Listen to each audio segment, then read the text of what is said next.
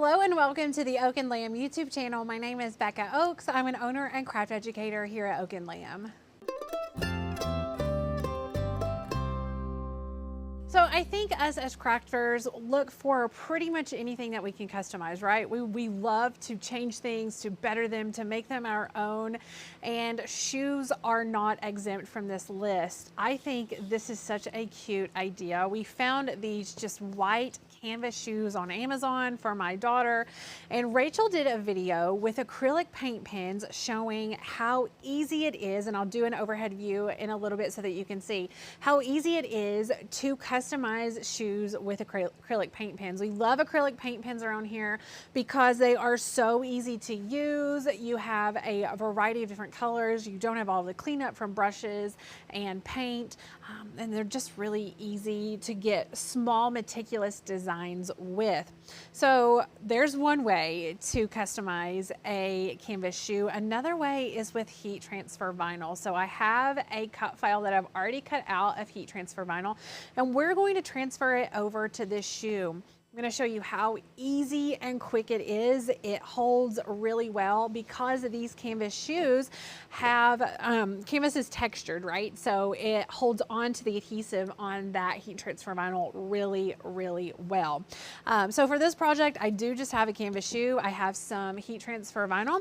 I do have a shirt. Honestly, anything that you can roll up and kind of shove down in the bottom of the shoe just to make it tight so that there is a nice, even, flat, and tight area to apply the heat transfer vinyl to.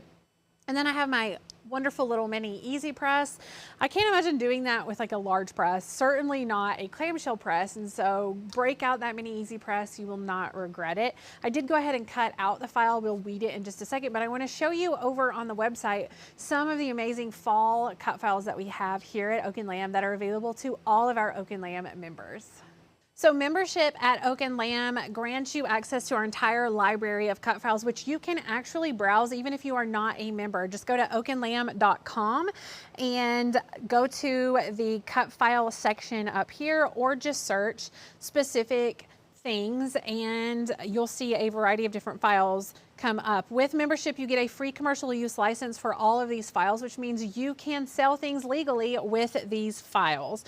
You can see here we typed in fall and there are so many cute ones here. The one that we're going to be using today, I believe, is over on page 1. So let's navigate over there. We're going to be using the In My Pumpkin Spice Era file. So if you are a member that is logged in, you'll just click on that file. You'll go ahead and press download now. This box will pop up and you will press the download button and it will download to your downloaded files. You will import that into Design Space just like you normally do and size it and cut it. So it would look like this here. And like I mentioned, I did cut it. Make sure that you mirror your image because it is heat transfer vinyl. So you want to mirror that so it will come out beautifully. So let's go ahead and weed this. We'll go ahead and weed off the excess. Now the pumpkin spice word in the middle has some little bitty centers, so I might want to grab a smaller weeding tool for that part, but I'm just going to use this bigger one for the bigger parts right here. And then I can grab my favorite weeding tool for teeny tiny things. It's this pen right here. This one is by Tech Wrap and it is really cute. Has a teeny tiny little weeding needle type thing there, and it really just helps you go in and get the tiny little pieces. And what I like to do for weeding little pieces is poke and push away from me. That's just my personal preference. I find it really easy to do that and to get things out. Now, if I'm weeding larger things, then I generally will scoop like this, so toward myself up. But with those little things, just poke and push like that. That weeded really easily, you can see here. And now we are ready to place this on our shoe and transfer it over. Okay, like I mentioned, I just rolled up my shirt. You can do a towel, a washcloth, anything like that, and place it in there just so that you have a good, smooth, and sturdy spot there. And what is this? And now I'm ready to go ahead and place this here. You can put it, you know, more on the toe, more on the tongue, whatever your preference is. I think up here will look really cute. And then I could like embellish it with some different things down below. Now, you might notice, I don't know if you can see or not, but it has bubbled up right here.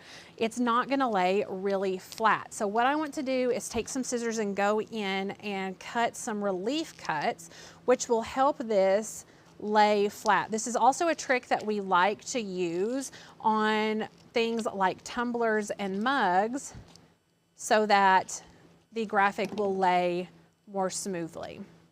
You can see that is going to be a whole lot easier. Let me go in and cut just a little bit more. Like that.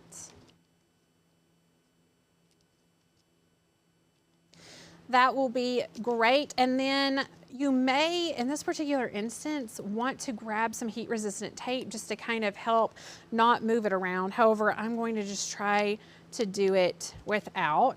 And what I want to do, I do have my Mini Easy Press preheated to the second temperature setting. I'm going to place my Mini Easy Press in the center of the graphic first.